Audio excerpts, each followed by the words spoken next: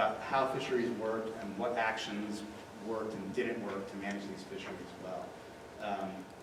The control group and the group that just got to kind of lecture about this stuff, there was no significant change in their understanding.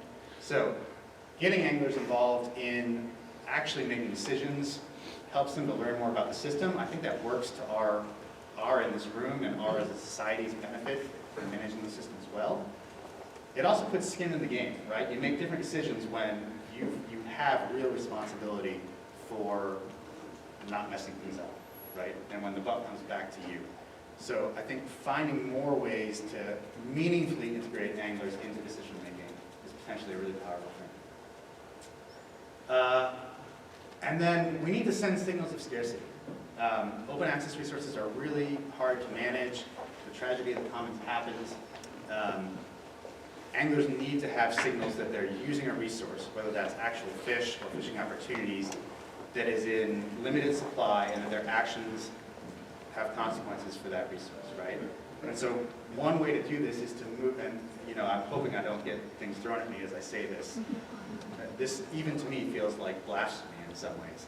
But we can move away from annual licenses, which give no incentive to limit your catch.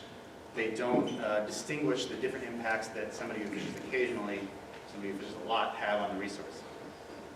To much clearer signals of scarcity, like allocating fishing with day passes. You have the right to go fishing on this lake on this day, or this stream on this day. And if you want to buy 365 of those day passes, that's great, go for it, right?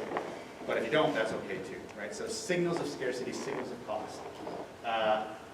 In some ways this feels crazy. In other ways, there's plenty of precedent for it in hunting, right? Things like harvest tags or limited entry systems in hunting are not that uncommon.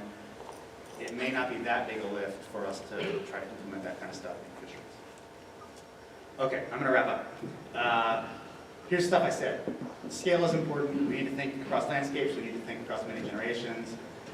These are systems that have social and ecological and social ecological interactions. We need to be thinking about all those things. They're potentially vulnerable, but hope is not lost. We can, in some cases we have, and in many cases we could, do a great job of managing these things sustainably and resiliently. Maybe a little bit thinking outside the box might be a good step, a good next step. I should thank funding from some people and a whole bunch of people who have been involved in the work and collaborators, and you for your time and patience. Thanks very much.